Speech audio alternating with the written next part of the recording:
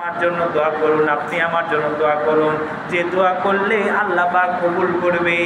আর বিষয়টা হলো এমন যে প্রতিবেশীর গৃহ সামগ্রী দেখে আমার বড় হিংসা হয়, আমার মনের ভিতর বড় হিংসা লাগে।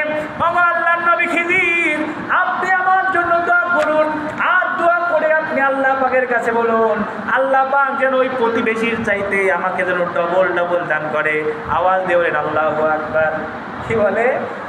যে তার চাইতে আমাকে যেন ডবল ডবল দেওয়া হয়। আপনি দোয়া করুন, আপনারা বলেন নবী যদি দোয়া করে দোয়া কবুল হবে কি হবে না? নবী দোয়া করলে দোয়া কবুল হবে।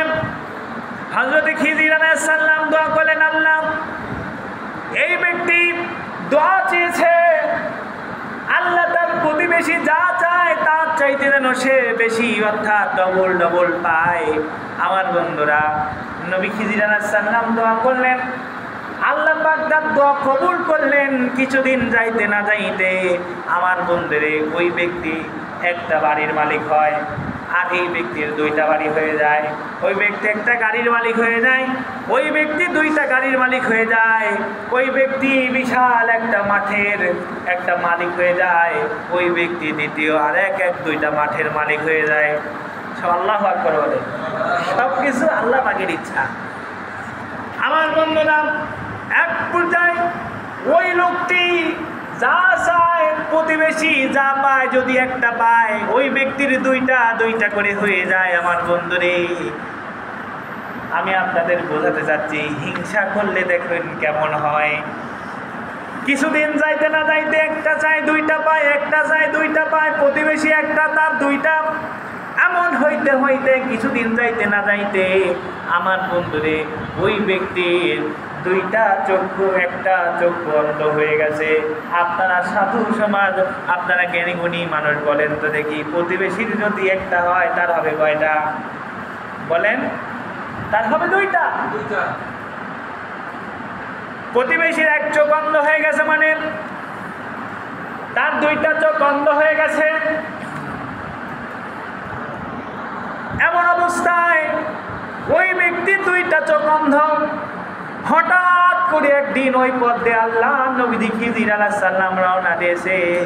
নবীর কথা শুনে নবীকে ডাকতে বলে, ও আল্লাহর পয়গম্বর খিজির, আপনি আল্লাহ পাকের কাছে দোয়া করেছিলেন, আল্লাহ পাক আপনার দোয়া কবুল করেছিল, আমার প্রতিবেশী যা চায় তার চেয়ে আমার ডবল হবে। আজকে আমার প্রতিবেশীর একটা চোখ কানা হয়ে গেছে, আজকে আমার দুইটা চক্ষু আমার অন্ধ, দুইটা চোখ আমার কানা হয়ে গেছে। দুনিয়ার নাজ নিয়ামত আমি আর কোনো কিছু দেখতে পাই না, সমস্ত কিছু থেকে আমি বঞ্চিত। আল্লাহর নবী তখন ডাকতে বলে, ও হিংসুক ব্যক্তি, তুমি তোমার প্রতিবেশীর ভালো দেখে তুমি হিংসায় জ্বলে পড়ে পড়েছো। আমার বন্ধুরে, আপনারা বলেন তো দেখি, হিংসুক ব্যক্তির জন্য কিন্তু দোয়া করা লাগে না। হিংসুক ব্যক্তি এমনি আপনার ভালো দেখে জ্বলে পড়ে ছারখার হয়ে যায়। ওই ব্যক্তি দেখেন কেমন। নবীজি বললেন, ঠিক আছে, তুমি যেমন তোমার কর্মের ভিতর অর্জন করেছো তেমনই তুমি প্রাপ্য পাবেন। ঠিক কিছুদিন যাইতে না যাইতে তার প্রতিবেশীর একটা হাত খোড়া হয়ে গেছে। আমার বন্ধুরা, আপনারা বলেন তো দেখি, তার কয়টা হাত খোড়া হবে? তার দুইটা হাত খোড়া হয়ে গেছে। এর কিছুদিন যাইতে না যাইতে তার দুইটা পা, একটা পা অবশ হয়ে গেছে, অর্থাৎ প্যারালাইসিস রোগী হয়ে গেছে। সেই ব্যক্তি আর চলতেও পারে না, হাঁটতেও পারে না, এক হাতের উপর এক পায়ের উপর ভর দিয়ে চলে। এবার হিংসুক ব্যক্তির কয়টা হাত কয়টা পা খোড়া হয়ে যাবে? বলেন সবাই। দুইটা খোড়া হয়ে গেল।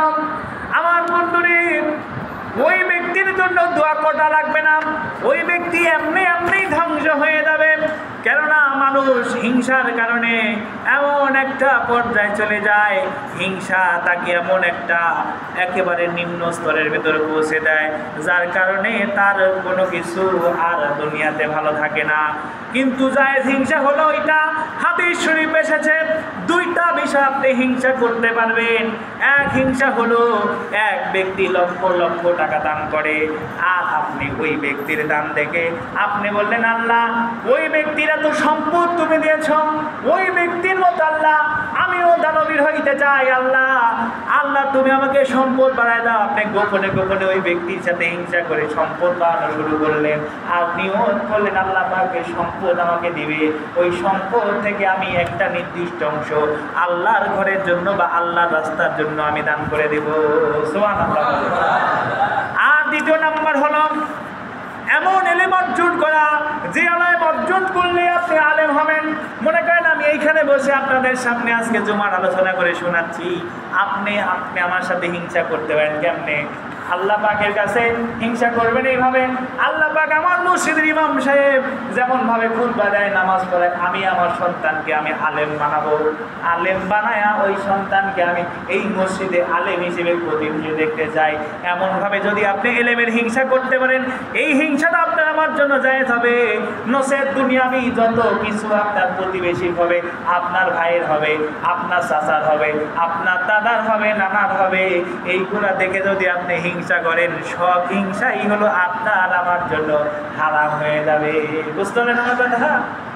সব হিংসা আপনার জন্য, সব এগুলো আপনার জন্য হারাম। কিন্তু দুইটা বিষয়, এক হলো সম্পদ কামাই করবেন দান করার জন্য হিংসা করে, আরেকটা হলো এলেম অর্জন করবেন অপরের চাইতে জ্ঞানী হওয়ার জন্য, যে এলেম দ্বারা আরেকজনকে উপকৃত করতে পারবেন।